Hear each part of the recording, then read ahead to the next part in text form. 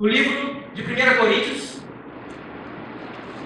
capítulo 2, versículo 14.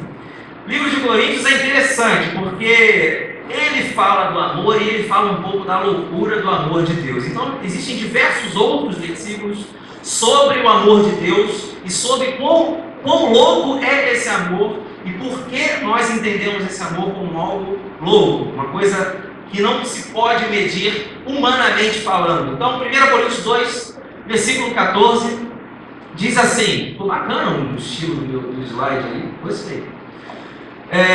Imagino que dê para ler todo mundo, certo? Vamos ler juntos? Ora, o homem natural não compreende as coisas do Espírito de Deus, porque lhe parecem e não pode entendê-las, porque elas se discernem. Vamos para o ensaio, ficou mais ou menos, não ficou legal não, a gente pode melhorar isso aí, tá bom? Ora, o homem natural, solta a voz, não compreende. Pelo amor de Deus, eu não vou. O que foi? Tá, pode ser agora? Vamos lá. 3, 2, 1 e foi. Ora, o homem natural não compreende as coisas do Espírito de Deus, porque lhe parecem e não pode entendê-las, porque elas se discernem espiritualmente. Se elas se discernem espiritualmente, eu conto com as orações de vocês nesse momento, que nós possamos estar em espírito e em verdade, para que a palavra de Deus possa falar aos nossos corações. Amém? Vamos orar? Feche seus olhos. Senhor, nesse momento, não é a minha voz que vai fazer a diferença, não é o que vai ser tratado a partir do que eu vou falar, mas é a ação do Teu Espírito sobre as nossas vidas. Que possa ser um tempo especial aqui, ó Pai, de aprofundamento na Tua Palavra, e que tudo aquilo que a gente acabou de ler e algumas outras coisas que a gente vai ver aqui nessa noite possa fazer sentido na nossa vida. E ao fazer sentido, a gente possa converter tudo isso em prática, em estilo de vida, e que possamos sair daqui não só encorajados, mas também desafiados a sermos crentes melhores, a sermos cristãos, discípulos cada vez mais parecidos com o Teu Filho. É que a gente ora em nome de Jesus. Amém. Gente, eu não sei vocês, mas quando eu olho um pedido de casamento feito dessa forma e analisando o louco amor de Jesus por nós, você acabou de ver, na verdade, duas reações diferentes, né? Primeiro, aquele amor que não foi correspondido. Eu tenho certeza que quando a gente não corresponde ao amor de Deus, é como se Deus mais ou menos se sentisse como aquele cara no meio da quadra. Ele não sabe o que fazer, porque tudo que ele planejou, tudo que ele pensou, foi pensando naquele momento, foi pensando com quem ele ia passar o resto da vida. E num outro exemplo você consegue ver um amor sim correspondido, um amor que está disposto a correr riscos, disposto a inovar para que você possa caminhar com ele. Entre os dois vídeos, obviamente, você ficaria com o segundo, apesar do susto que eu e você nós tomamos, certo? Mas foi uma brincadeira, obviamente. Que bom que não acabou em tragédia, foi só uma brincadeira. Imagino, espero que eles estejam vivendo felizes para sempre. Mas para a gente entender esse amor, e a dimensão desse amor, e a loucura, o quão louco é esse amor, a gente precisa ouvir e ficar atento um pouco àquilo que 1 Coríntios está dizendo. Eu vou repetir: o homem natural não compreende as coisas do Espírito de Deus, porque lhe parecem loucura, e não pode entendê-las, porque elas se discernem espiritualmente. A loucura do amor de Deus, ela pode ser melhor compreendida quando a gente se aproxima de Deus, e a gente só pode se aproximar de Deus quando a gente entende que o nosso espírito, ele se une ao Espírito de Deus. Deus definiu, Deus colocou como padrão um certo idioma para relacionamento com Ele, e é agir por meio do espiritual. Vocês lembram de João capítulo 4? Quantos aqui, não sei, já leram a história da mulher samaritana? E a história da mulher samaritana nada mais é do que um diálogo aonde existe Jesus atuando no meio espiritual e a mulher atuando no meio simplesmente humano. Por isso que para a mulher parece uma conversa de doido, porque ela está falando da água do poço e Jesus está falando da água da vida. Enquanto aquela mulher não entendesse Jesus como Filho de Deus e não apenas um profeta, ela até identifica, né? Veja que é esse profeta. Mas Jesus estava ali para propor algo muito mais do que simplesmente obter água daquele poço. Não é à toa que ele fala: se você soubesse quem estivesse pedindo água para você, você é que pediria água, e a água da vida eterna. Então a gente viu ali um diálogo humano e um diálogo espiritual. O que aquela samaritana precisava entender é o louco amor de Jesus sobre a vida dela. Um outro exemplo, Nicodemos. Nicodemos, num diálogo com Jesus, ele está no nível humano e Jesus está tentando tratar as coisas de forma espiritual. Né? O que eu preciso fazer para ter a vida eterna? Você precisa nascer de novo. Nascer de novo. E Nicodemos fica confuso. Peraí, eu não posso voltar ao ventre da minha mãe. O que ele está fazendo ali? Ele está dando um exemplo, ele está dando um retorno para Jesus humano. Ele não estava conseguindo entender o que Jesus estava querendo propor a ele. E a nossa relação com Deus, ela é diariamente assim. É Jesus vindo em nossa direção, tentando propor coisas espirituais, coisas da vida eterna, e nós tentando responder a Jesus de forma humana. Se a gente quiser entender um pouquinho, por que eu estou dizendo um pouquinho? Porque você nunca vai entender por completo o amor de Deus, mas se você quiser entender um pouquinho do amor de Deus, você precisa partir para o lado espiritual da coisa. E eu quero destacar aqui que o espiritual não é o espiritual que a gente acha ser espiritual, tá bom? Não é mudar o jeito de falar, não é mudar o jeito simplesmente de você se vestir, não é disso que a gente está falando.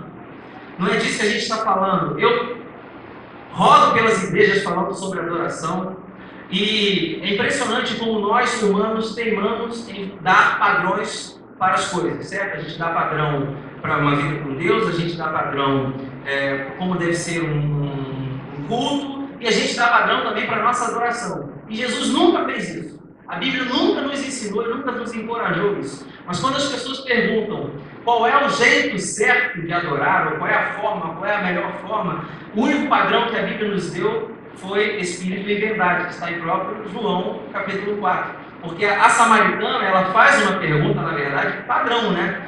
Qual é o jeito certo de adorar? É no monte?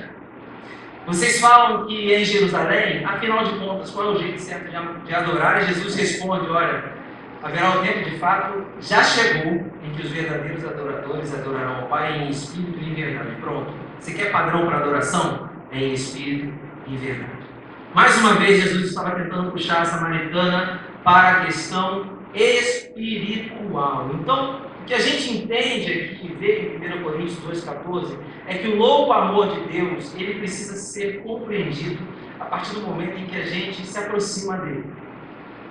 E o Espírito dele passa a fazer diferença na nossa vida. A gente consegue entender um pouco mais dessa loucura. Porque, gente, quando a primeira vez que eu li o livro, muita coisa me caiu à mente, muita ficha caiu.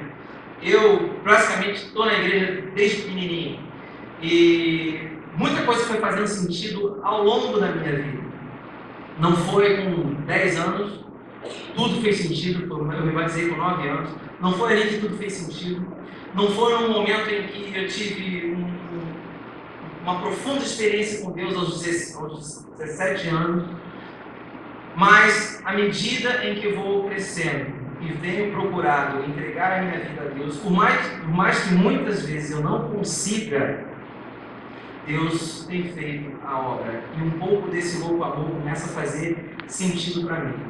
Então eu queria trazer para você nessa noite, desse louco amor que nós experimentamos e muitas vezes não reconhecemos, algumas características de por que nós chamamos esse amor de louco. Por que esse amor não é simplesmente um amor de pai para filho, não é um amor que você tem para o seu amigo, não é um amor que você tem para o seu irmão. Jesus nos encoraja a amarmos sim como Ele amou, mas a gente ainda não chegou lá. Mas por que o amor dele é diferenciado? Simples, por 3 motivos que eu queria trazer para você aqui. O primeiro deles é que o amor dele é insuperável. Eu coloquei aí, então, pode passar para mim. O amor de Deus é insuperável. Ele é considerado louco porque ele é insuperável. O que eu quero dizer com isso? Nada mais, nada menos do que João 3,16. Vamos juntos? Porque Deus amou. Não amou tanto você assim, né? Pelo amor de Deus. Porque Deus amou. Que Deus.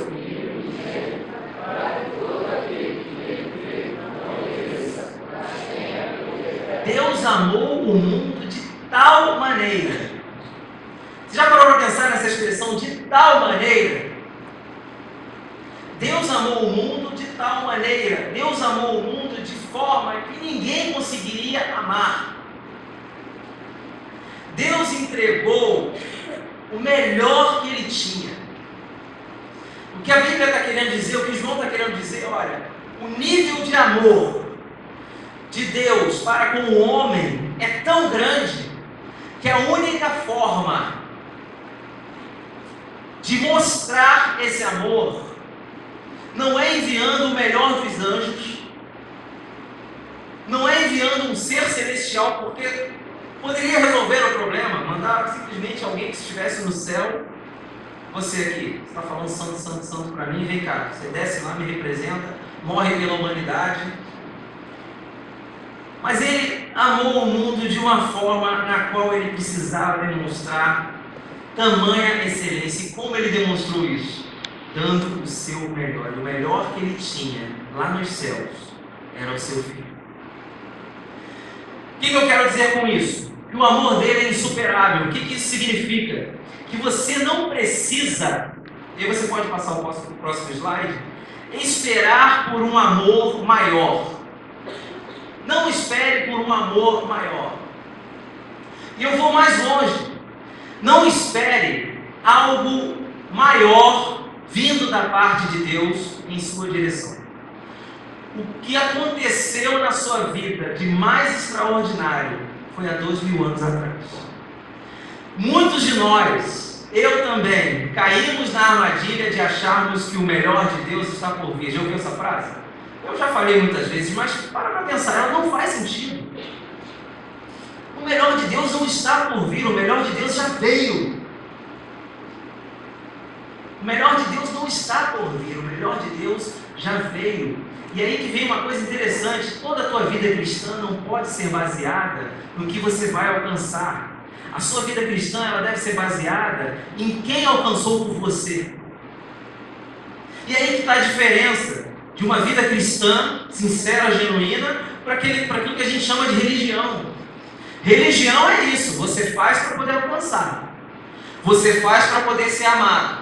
Você faz para poder, a gente usa muito a expressão, né, agradar a Deus, é uma expressão legítima.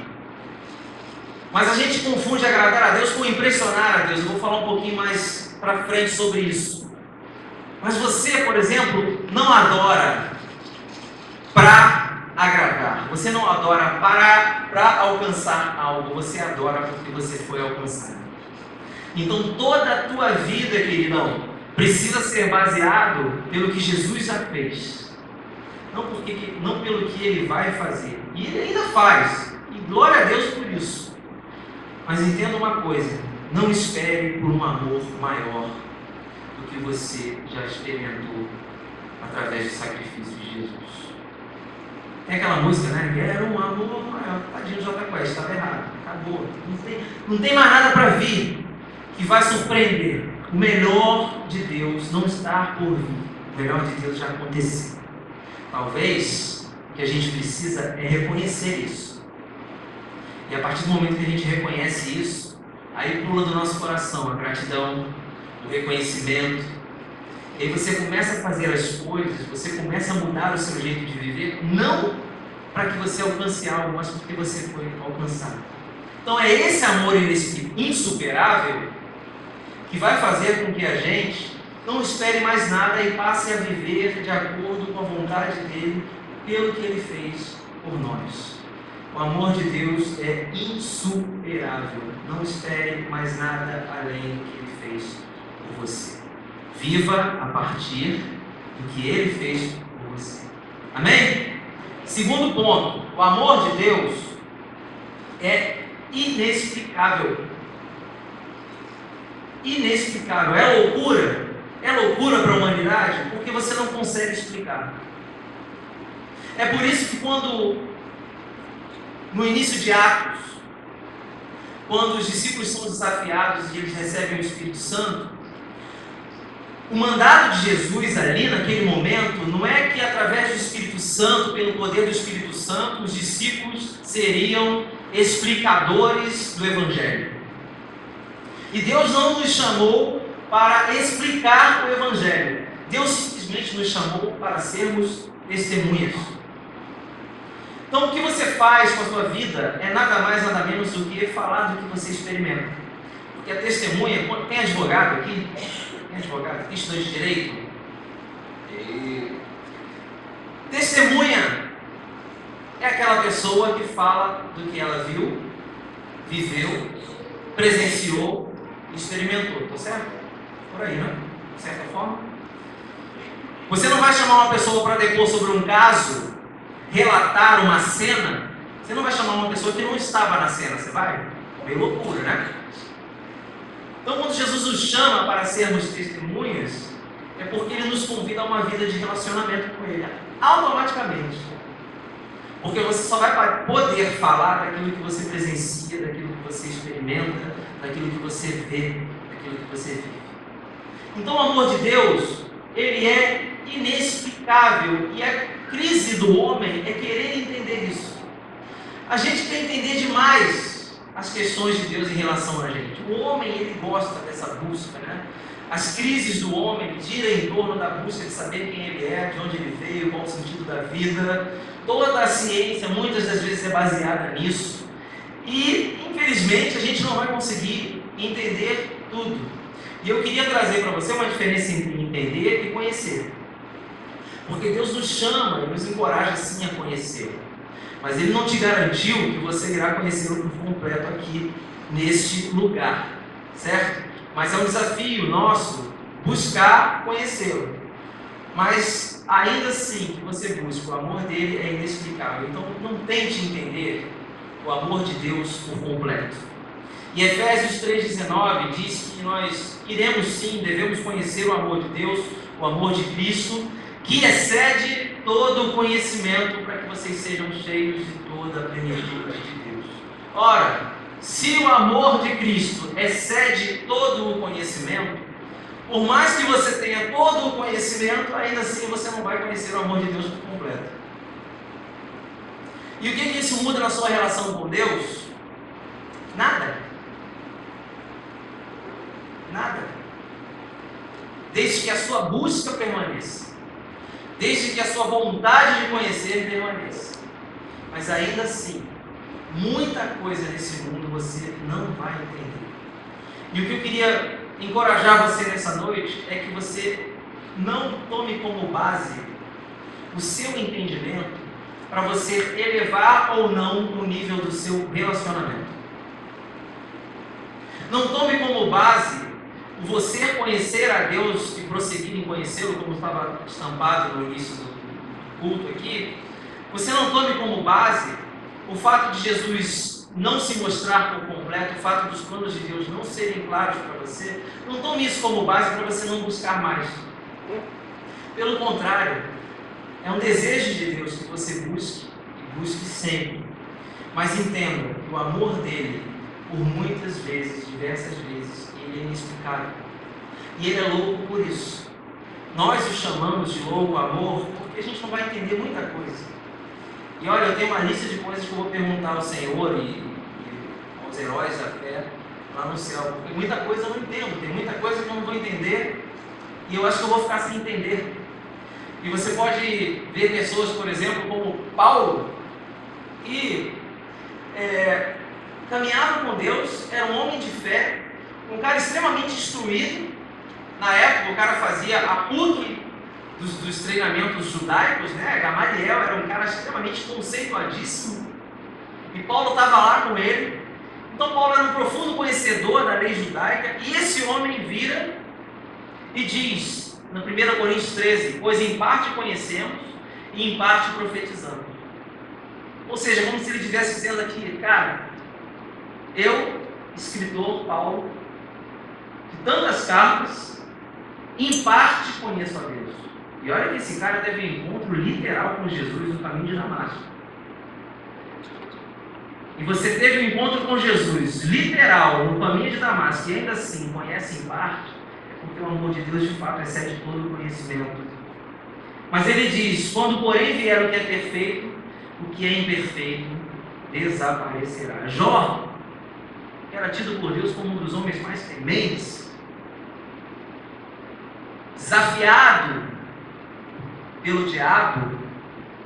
Esse cara só é assim porque ele tem tudo. E Deus permitiu que Jó fosse tentado. Esse cara, que era considerado por Deus num nível alto de relacionamento, diz ao final do livro, ao final da sua experiência, trágica experiência, de os meus ouvidos já tinham ouvido o teu respeito, mas agora os meus olhos te veem. Cara, esse cara que era tomado por Deus como um cara num nível high de relacionamento com ele, esse cara disse que não conhecia Deus por completo. E dirá nós? Então o amor de Deus ele é inexplicável, e o desafio nosso, um deles para essa noite, é não espere entender por completo o amor de Deus. Não espere entender por completo o amor de Deus.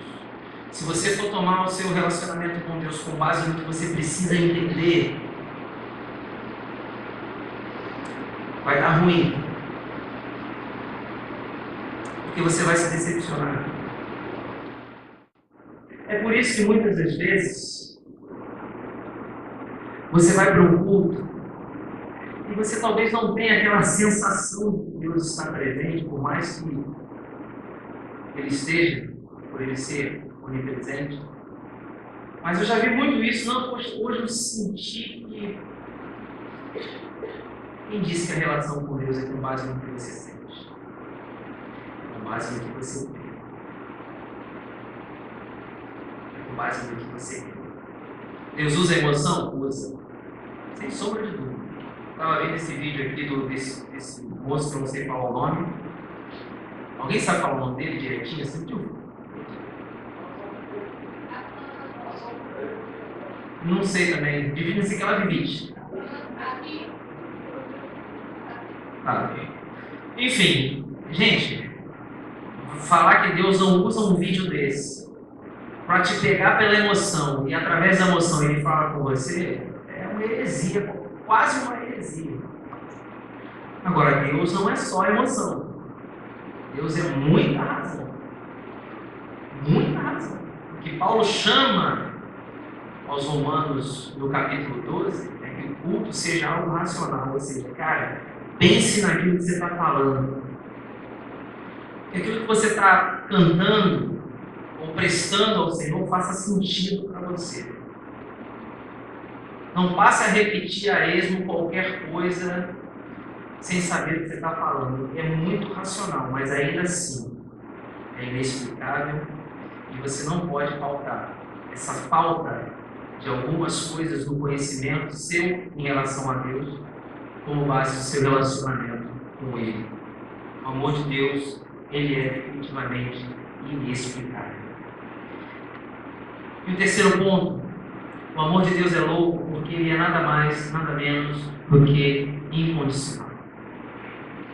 O amor de Deus, Ele é incondicional. Incondicional, ou seja, Ele nos nivela. O amor de Deus nos nivela. A gente está no mesmo pé de igualdade quando o amor de Deus vem sobre a nossa vida. Não existem melhores, não existem piores, não existem aqueles que se acham mais do que o outro. O amor de Deus, ele é incondicional e ele vai na sua direção, independente de quem você é.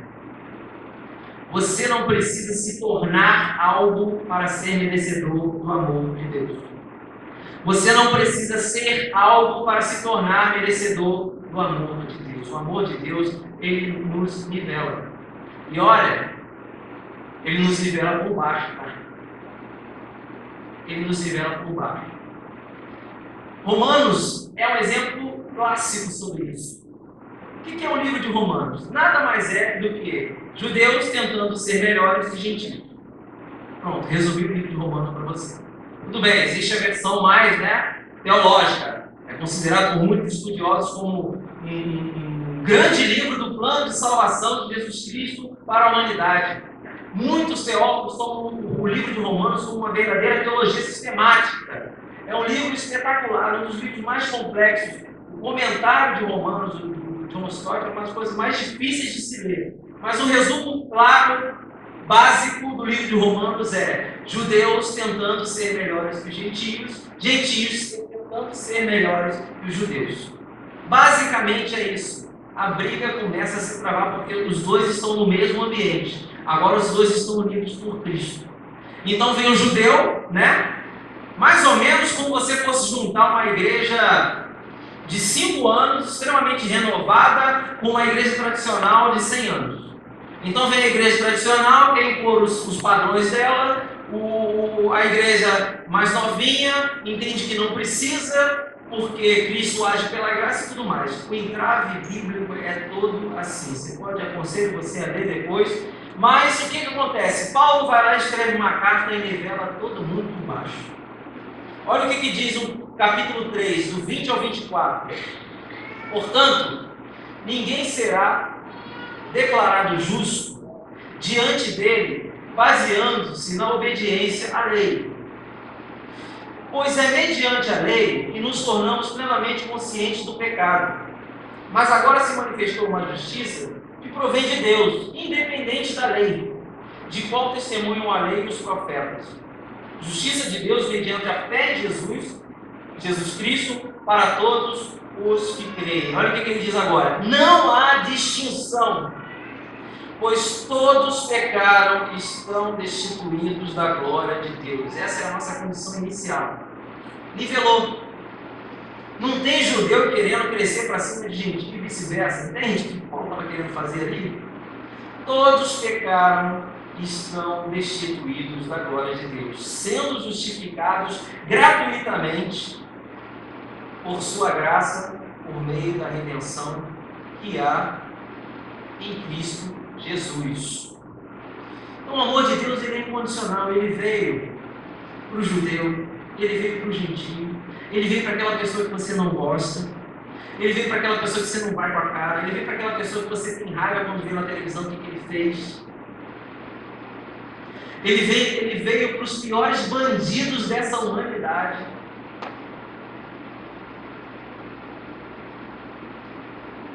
Você deve pensar, poxa, e eu que venho ao culto no sábado à noite, deixo de ver Zorra Total, não ouço música do mundo, não faço isso, não faço aquilo. Como assim? Meu querido, bem-vindo ao amor incondicional de Jesus. É aquele amor que, meu amigo, você vai se encontrar com gente no céu que você nem queria que estivesse lá. Olha só a que ponto que a sua maldade e a minha chegam. Vai ter gente no céu que você está torcendo para não ir. E às vezes gente da igreja. Que no fundo, se você pudesse mudar as coisinhas ali, você poderia. Não, esse aqui não vai não. Só que não. Esse cabelo. Ele falou comigo assim, desse jeito. E o amor de Deus ele é incondicional. Meu amigo, sabe o que isso quer dizer? É que o amor de Deus, ele baixa a nossa bola. Ele não te dá mais argumentos para você criticar ou falar de ninguém. Sabe o que é ninguém? A gente fala que a gente é mal mesmo. Mas à medida o que ele fez por você, o que ele fez por mim, não te dá condição humana de falar de absolutamente ninguém. Para Deus, pecado que fulano cometeu, ele vai ter consequências maiores. Mas aquele pecado, ele afastou tanto aquela pessoa de Deus, quanto você que fez uma fofoquinha. O afastamento foi o mesmo. As consequências são diferentes, beleza. Mas o afastamento do seu coração da pessoa de Jesus foi exatamente o mesmo. O amor de Deus, ele é incondicional. O amor de Deus, por exemplo, não nos dá mais subterfúgios para a comparação. Aliás, se é uma coisa que não deve existir, não deveria existir no reino de Deus, é a comparação. E não estou dizendo aqui numa linguagem muito, olha, não devemos fazer isso, porque isso não vem de Deus, não é uma coisa, isso é o inimigo. Sabe por que a comparação não deveria existir? Porque Deus te fez único. Se você entender que você nasceu e não vai ter ninguém igual a você, e que o que você vai fazer, ninguém vai fazer igual, e que Jesus está colocando pessoas para que você fale sobre ele, que nenhuma outra pessoa irá ouvir, apenas você será o porta-voz da mensagem do amor, você vai deixar de lado a competição, você vai deixar de lado a comparação. O que acontece com a comparação? Se você compara com quem está acima de você, você fica frustrado. Se você se compara com quem está abaixo de você, você se acha. E a vontade de Deus para a sua vida, sabe o que é? Não é que você se frustre, nem que você se ache. Qual é a vontade de Deus para você? É você entender, cara, eu estou no mesmo pé de igualdade que o meu irmão. O amor dele é incondicional. O mesmo amor desceu da mesma forma. Pá. Jesus não chegou, não. Você está com a roupinha legal, né? Toma mais amor aqui. Não, você faz direito. Não. Metade do amor para você. Ele não fez isso. O amor de Deus é inexplicável, porque ele é incondicional. E sabe qual é o mal da humanidade? E sabe qual é o mal da humanidade que já conheceu a Deus? Nós queremos impressionar a Deus. Quando a gente ouve a expressão de nossa vida tem que agradar a Ele, a gente precisa causar um sorriso nos lábios de Deus, isso é legal, isso é poético, é bacana, mas a gente confunde isso com o ato da gente querer impressionar a Deus. Ou seja, a gente quer pegar Jesus de surpresa, olha o que eu sei fazer. Ah! E você acha que aquilo ali Deus vai olhar e vai falar, maravilhado. Gente, quem foi que deu habilidade para você? Quem foi que deu talento para você? Quem é que sabe o que você fez, o que você faz e o que você ainda vai fazer? Não adianta você querer impressionar a Deus. Deus, ele nos olha através do prisma da graça e da misericórdia. Ele está olhando o teu coração. Deus, ele está olhando a tua vida por completo. Por completo. O amor de Deus é bom porque ele é incondicional. Incondicional. Ele nos revela. Todo mundo. Pastor, quem não é pastor, ministro de louvor, músico, quem não é músico, todo mundo, diante de Deus, recebe e vai receber o mesmo amor. Bom, né? Não dá um conforto para a gente saber que existe algo que se chama graça, que se chama misericórdia. Se não fosse isso, não seria da nossa vida. E aí eu pergunto para você, qual é a sua resposta? Não sei se você percebeu, mas até agora a setinha era de cima para baixo. Exatamente essa que está na blusa de vocês, está no livro de vocês. Não tente impressionar a Deus, mas agora no próximo slide, vem a minha pergunta. Qual deve ser a nossa resposta? Beleza, você sabe tudo isso, você entende tudo isso, você entende tudo isso que eu estou falando para você na novidade, que o amor de Deus é inexplicável, que o amor de Deus é incomparável, que o amor de Deus é insuperável, que o amor de Deus é incondicional. Você já ouviu isso? Eu não estou falando uma novidade para você. Talvez você tenha ouvido de outras formas. mas não é uma novidade, não é uma inverdade, a Bíblia mostra isso de cabo a rabo. O que você mais vê no Novo Testamento são lições e aprendizados sobre graça e misericórdia. Mas a questão toda, nessa noite, é qual deve ser a nossa resposta. O que você vai fazer com a informação que você tem? O que você vai fazer com o conhecimento que você tem? Eu estou batendo nessa tecla do conhecimento porque as igrejas batistas, elas são muito boas, graças a Deus por isso, quando o assunto é Bíblia. Batista, ele chega a ser, pastor Hugo, a gente chega a ser até um pouco neurótico, né? A gente quer achar que tem que ter base bíblica para tudo, tem que ser de forma literal. Isso norteia a nossa vida, de certa forma isso é bom. Mas quando a gente fala do conhecimento, a resposta correta seria: o que a gente vai fazer com o que a gente tem nas mãos? E a minha pergunta para você nessa noite é: o que você vai fazer com o que você conhece sobre Deus? O que você vai fazer a partir do momento que você entende que o amor de Deus é louco, o que Ele fez por você? Ninguém vai fazer, nada vai conseguir superar isso. Qual vai ser a sua resposta? O mundo, ele vai melhorar. As pessoas, elas irão melhorar. Não a partir do momento em que elas entrarem numa igreja e seguirem uma cartilha.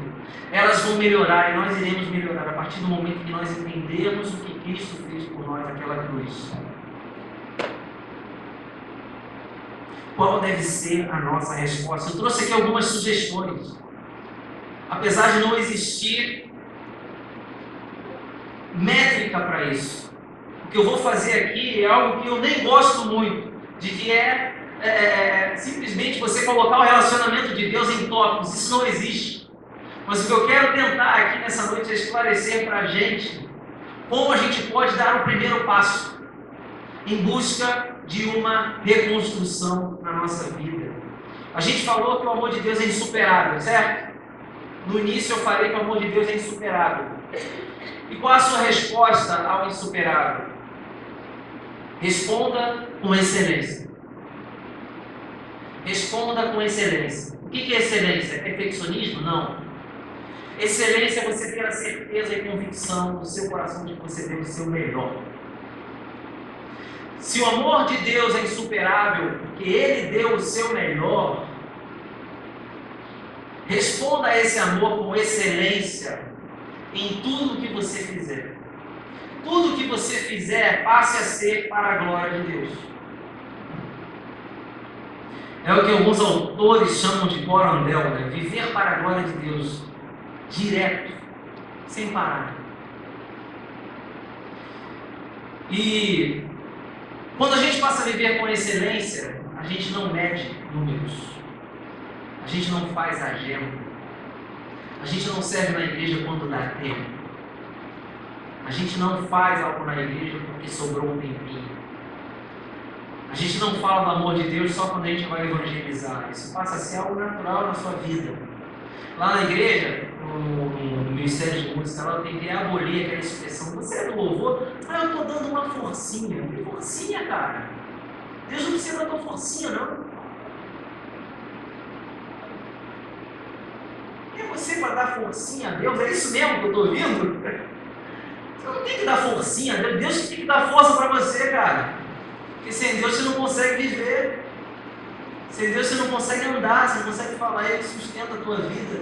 E você está aqui achando: cara, eu estou dando uma forcinha. O ministério está precisando. Cara,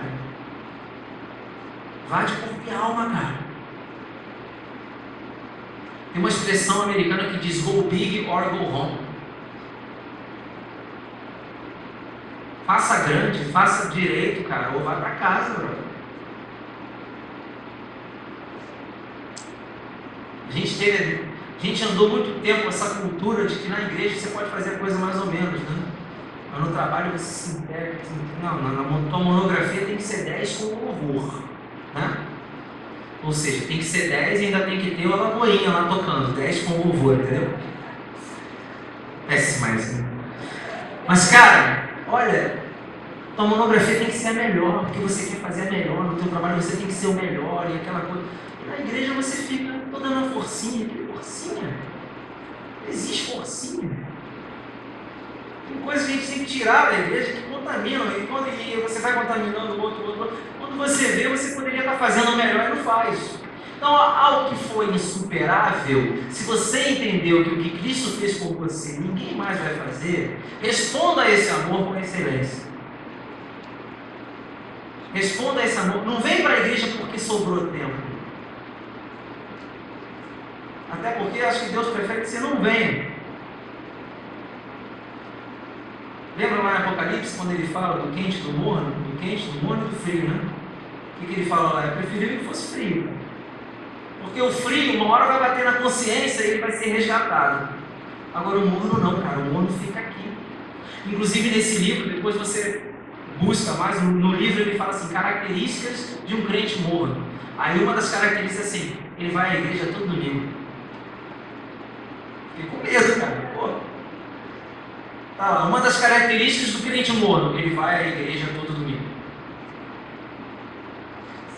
Responda ao insuperável de Deus com a sua excelência. Tudo que você fizer. Tudo. Eu falei aqui que o amor de Deus é inexplicável, certo? Lembra do segundo ponto? Responda o inexplicável com a sua busca incansável. O que eu quero dizer com isso? Busque a Deus e não pare de buscar. Embora você não vá conhecer Ele por completo aqui neste mundo, não pare de buscar. Não pare de buscar. Busque. Jeremias 29, versículo 13 diz: buscar-me-eis e me achareis quando me buscardes de todo o vosso coração. Gente, a promessa de Deus para mim e para você. Promessa dele. Se você buscar, você vai achar. Agora, você não vai entender por completo, mas você vai achar. É por isso que muitas vezes as pessoas não entendem algumas canções, por exemplo, uma banda que eu gosto muito, que é o U2. Eu não sei quantos de vocês sabem, mas o U2 é um cara cristão. O Bono Vox é cristão, confesso. Não é um cara perfeito, mas é um cara que professa a fé.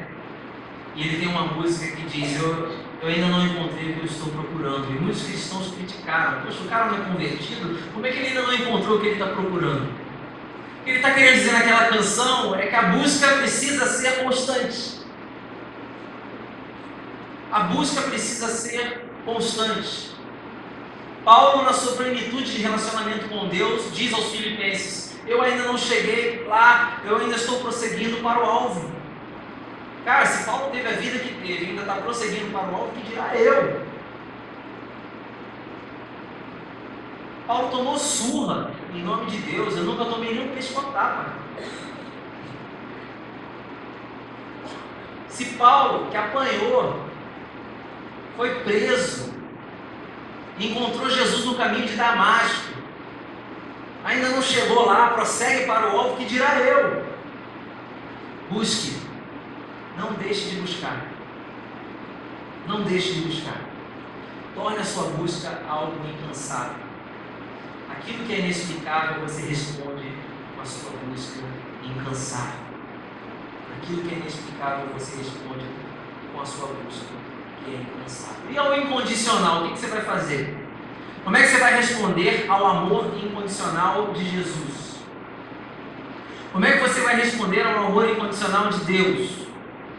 Eu não tenho como ser incondicional em relação a Deus. Eu não tenho condições técnicas humanas para poder responder diretamente a Deus de forma incondicional. O que eu faço? Eu amo o meu próximo. Você sabe qual é a missão de Deus para mim e para você? Ele foi incondicional para mim, ele foi incondicional para você, para que nós possamos ser incondicionais um com o outro. E aí, o que isso significa? Que você vai tratar a pessoa com amor, independente de quem ela é. Ou como muitos dizem no Facebook, mesmo que ela não possa te retribuir com absolutamente nada. Afinal de contas, nós não tínhamos nada para oferecer ao Senhor. Nada. E nós ainda não temos nada para oferecer ao Senhor. Então sabe o que ele faz? Faz o seguinte. Você imagina, fazendeiro, rico, dono de muitas terras. Ele vai e empresta um dinheiro para você. Ele empresta uma terra para você. E você cultiva aquela terra, e aquela terra dá muitos frutos. E você consegue viver, sobreviver e prosperar. Por que não? De repente, em determinado momento da sua vida, você consegue parte do dinheiro que o dono de terras te entregou. Então você vai em direção a ele. Olha, está aqui.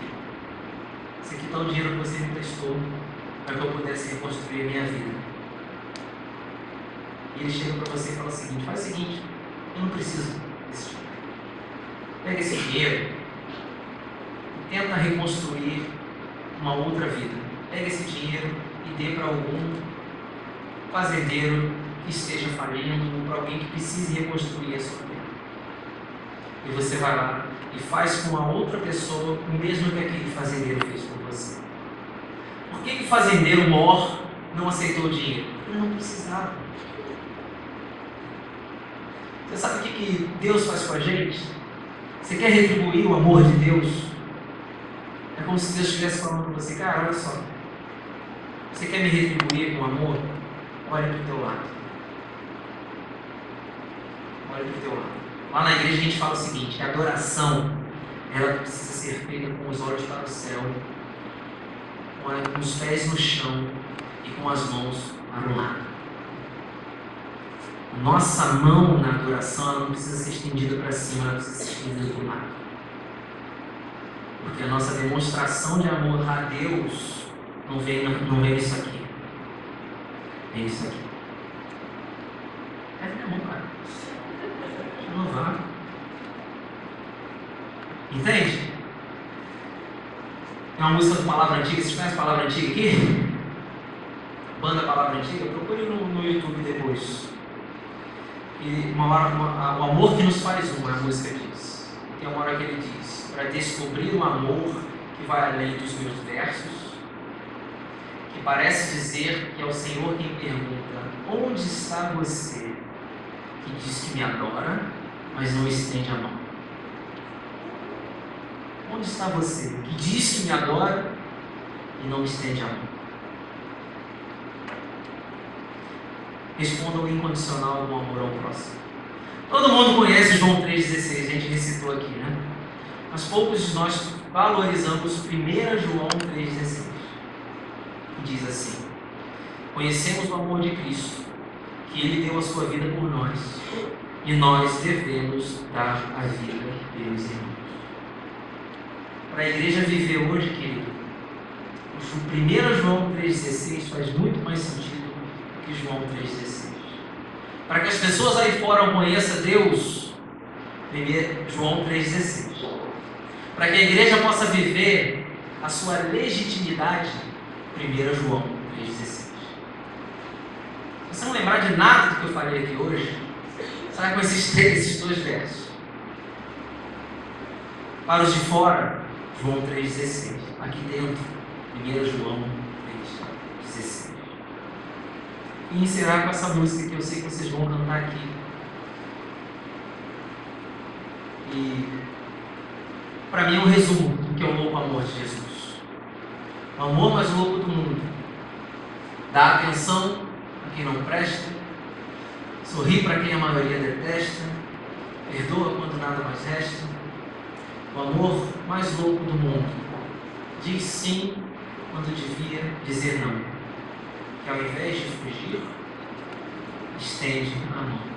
Fábio Sampaio, vocalista do Anla. Tem uma outra música que fala muito ao meu coração, que quando eu ouço essa música, eu entendo ela como Deus falando comigo, tentando me confortar de que eu não preciso de nada além do amor dele sobre a minha vida. É uma música da banda Resgate, não sei quantos aqui vocês conhecem, mas eu queria deixar essa pequena frase para a gente encerrar. Deus, Jesus, te deu as coisas mais loucas para confundir as mais sábias. Ele te deixou as mais fracas para te livrar da tua força. Porque se você for confiar na tua força, você não confia na força que vem de Jesus. Por isso que Paulo teve aquela experiência, né? A minha graça te basta, né? O meu poder se aperfeiçoa na tua fraqueza. Te deixou as mais fracas para te livrar da tua força. Ele escolheu bem as que não são para te lembrar que você não é. E que não precisa ser o que não precisa. Poeticamente, o que ele está dizendo, você não precisa de nada além do amor de Deus, do louco amor de Deus sobre a sua vida. E você não precisa fazer nada a não ser esconder esse amor. Não importa se hoje aqui você tem 12 anos, se você tem 15 anos, ou se você tem 30 anos. Nunca é cedo demais ou nunca é tarde demais para você recomeçar. Eu estava conversando com o Hugo antes da gente começar aqui, e falando para ele, estava conversando com a minha esposa, falando, eu conheci esse lugar aqui, antes desse lugar ser... Eu conheci a casa do canal, se não me engano. Casa Canal. Eu vim num casamento aqui, eu cantei num casamento. Não cantei nesse casamento? Você cantou também, né? Cantamos. Eu tive aqui nesse lugar. Gente, esse lugar está irreconhecível. Esse lugar era todo de madeira, pouco antigo, aparência meio rústica, mais ou menos conservado, mas tinha seus frutos, festas, glamour. E de repente veio uma igreja para cá, veio uma instituição para cá. Enfim, a igreja poderia se aproveitar da estrutura. Poderia pegar a estrutura, vamos pegar aqui onde é a festa, né? Vamos fazer o culto aqui, né? Vamos manter. Mas eu achei interessante a proposta de reconstrução. Agora, eu nem perguntei isso ao Hugo, eu tenho certeza. Lógico, é questão de lógica, né? Para se fazer esse local tão bonito que você está aqui, precisou ser feito um trabalho de desconstrução. Não foi, Hugo? Talvez tenha se gastado muito tempo aqui tirando entulho, tirando coisa que não presta, varrendo, limpando, muita coisa fincada, para que isso pudesse ser feito. Cara, a nossa vida é a mesma coisa. Jesus não vai colocar algo como remendo na sua vida. Jesus ele vai desconstruir a sua identidade e vai colocar a identidade dele em você. Que você vê, não sei quantos aqui conhecem, quem a gente quase não reconheceu, mas é exatamente isso que Jesus faz com a nossa vida. Isso não tem a ver com o seu jeito de ser, com o seu temperamento, com as suas qualidades. Você vai continuar sendo a mesma pessoa. Agora, os seus valores, eles podem ser sim desconstruídos e reconstruídos.